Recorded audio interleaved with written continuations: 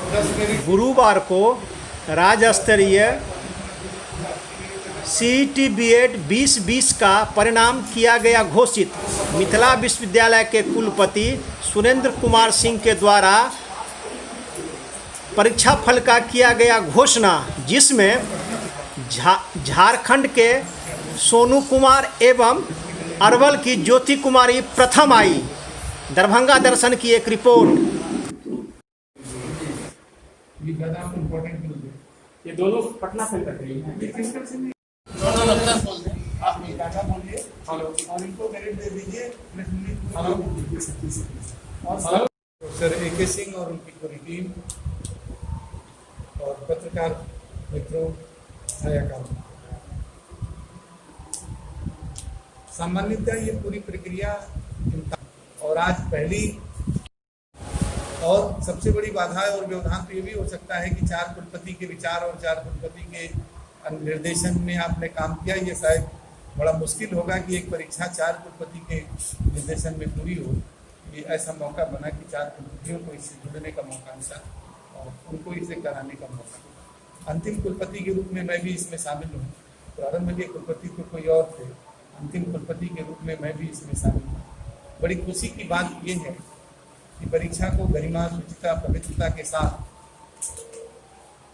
इन परिस्थितियों में, कोविड की परिस्थिति, कोर्ट की परिस्थिति, कुलपति के नेतृत्व के बदलने की परिस्थिति, इन परिस्थितियों में नोडल अधिकारी ने संपन्न कराया है, तो सचमुच वो और उनकी टीम बधाई की पात्र है। उनके इस सघन प्रयत्न के लिए हम उनको हृदय से आभार व्यक्त करते हैं, उनका अभिनंदन करते हैं, उन्हें बधाई देते हैं, उनकी पूरी टीम को इस अच्छे काम में करते हैं। और कहा यह जाता है, पूरी हिंदू मैथोलॉजी में भी है, दर्शन में भी है,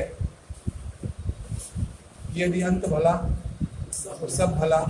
जितनी सारी परिस्थितियां थी, जितनी सारी परेशानियां थी, वो सब समाप्त हुई और आज उत्तम तरीके से दरभंगा मिथिला विश्वविद्यालय ने LNMU ने अपने परीक्षा फल को, अपनी जिम्मेदारी को निभाते हुए, दायित्व को निभाते हुए इसको पूरा किया है और एक चरण इसका समाप्त किया। जहाँ रिजल्ट घोषित किया है, बच्चों को क्लियरिटी दी, उनका रिजल्ट किया। दूसरा चरण इसका काउंसलिंग से स्टार्ट होगा, जो पूरी की पूरी काउंसलिंग ऑनलाइन बेसिस पर होनी है, जिनमें किसी भी बच्चे को कहीं जाना नहीं होगा। अपने घर से बैठे बैठे वो अपने जो कॉलेज है जहां वो जाना चाहता, मेरिट के हिसाब से उसको वो पसंद करेगा, उसे लॉक करेगा चॉइस को, उसकी जो रिक्वायर्ड फीस है वो फीस जमा करेगा, वो लॉक हो जाएगा और वहाँ के लिए उसका चयन पूरी तरह से निर्धारित हो जाएगा। उसको परेशानी ना हो विद्यार्थी को, क्योंकि विद्यार्थी केंद्र बिंदु है।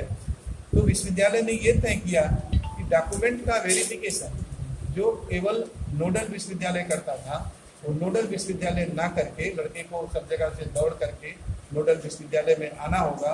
तो विद्यार्थी हमारा परेशान न हो, हमारी छात्र छात्रा परेशान न हो, उनके अभिभावक परेशान न हो, इसलिए उनके अपने क्षेत्र के विश्वविद्यालय में, जिस कॉलेज में वो जा रहे हैं, डॉक्यूमेंट का वेरिफिकेशन उसी क्षेत्र के विश्वविद्यालय में कराना होगा। और जब वो एडमिशन की फीस कॉलेज में जमा करेंगे तो एक उनका लॉक हो जाएगा और एक एडमिशन इशू, उनको ऑर्डर इशू होगा और उस एडमिशन ऑर्डर इशू होने के आधार पर वो फीस को जमा कर पाएंगे। कोई गड़बड़ी ना हो, परीक्षा जो केंद्र है उनके स्तर पर कोई धांधली ना हो, इसलिए ये ऑर्डर कंप्यूटर जनरेटेड होगा। और जब ये ऑर्डर कंप्यूटर जनरेटेड होगा तो इमीडिएटली हमारे पोर्टल पर, हमारे रिकॉर्ड पर रजिस्टर्ड हो जाएगा कि पर्टिकुलर इस कॉलेज की इतनी सीटें इस कैटेगरी की भर गई हैं, वो हमारी जानकारी में आ जाएगी। यानी कोई हेरा फेरी, कोई घपलेबाजी या कोई फेवर या किसी को डिस्ट्रॉय करने का कोई काम किसी सेंटर पर नहीं हो पाएगा, वो मनमानी नहीं कर पाएंगे, क्योंकि ये सॉफ्टवेयर कंट्रोल सिस्टम लागू किया गया है जिसमें कोई दिक्कत नहीं होगी। और उसके बाद अगर सीट बचती है तो आगे की काउंसलिंग की प्रक्रिया, सेकंड काउंसलिंग, थर्ड काउंसलिंग और ओपन काउंसलिंग की प्रक्रिया निर्धारित है उसके हिसाब। मैं समझता हूँ जितना सिस्टमेटिक ढंग से और जितनी पवित्रता और स्वच्छता के साथ इस विश्वविद्यालय के नोडल अधिकारी और उनकी टीम ने काम किया है, और अपने पूर्व के कुलपति लोगों का जो निर्देशन रहा, पांडे जी और इससे पहले के लोगों का, मैं सबके प्रति हृदय से आभार व्यक्त करता हूँ, क्योंकि अंतिम दायित्व मेरा है। इस समय मैं कुलपति के रूप में हूँ, उस दायित्व का अनुपालन करता हूँ और सबको हृदय से आभार देता हूँ।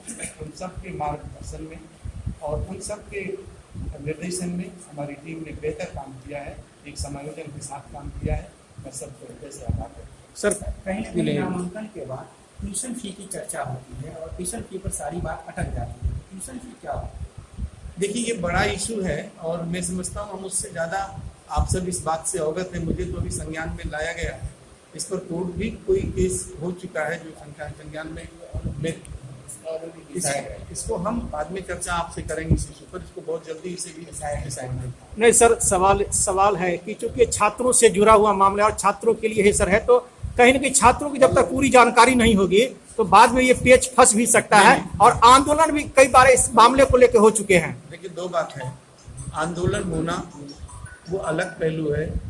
जाहिर सी बात है, आंदोलन होने के कुछ सार्थक कारण भी होते हैं, कुछ निरर्थक कारण भी होते हैं और कुछ मोटिवेटेड होते हैं, कुछ नॉन मोटिवेटेड होते हैं, कुछ रियल इशूज होते हैं। तो आंदोलन पे तो हम नहीं जाएंगे, लेकिन जो ऑर्डर इशू हुए हैं विश्वविद्यालय से, वो कई तरह के ऑर्डर, 3 तरह के ऑर्डर टाइम पर इशू हुए। मैं आपको ये विश्वास दिलाता हूँ कि विद्यार्थी को उसका सेंटर लॉक करने से पहले फीस का मामला तय कर देगा विश्वविद्यालय और उसके संज्ञान में ये पोर्टल पर घोषित हो जाएगा। तो मैंने कहीं कोई कंफ्यूजन किसी लेवल पर विद्यार्थी को नहीं। नामांकन होने से पूर्व उसे कितनी राशि लगेगी, उसे इसकी जानकारी मिल जाएगी? श्योर, पक्का। सर, जो नाम है उसको आप अपने से अनाउंस कर दीजिए एक बार, जो टॉपर्स हैं। ये टॉपर्स हैं, इतने पास देखिए, ऐसी बात है कि ये भारत सरकार के शिक्षा मंत्रालय और यूनिवर्सिटी ग्रांट कमीशन ने इस पर 3 कमेटीज बनाई थी और उन कमेटीज ने ये तय किया कि ये जो परीक्षा है केवल और केवल फाइनल सेमेस्टर की परीक्षा होकर के रिजल्ट दिया जाएगा, बाकी किसी सेमेस्टर की परीक्षा नहीं ली जाएगी। और इसके विरोध में बहुत सारी एसोसिएशन और यूनियंस माननीय सुप्रीम कोर्ट में भी गए।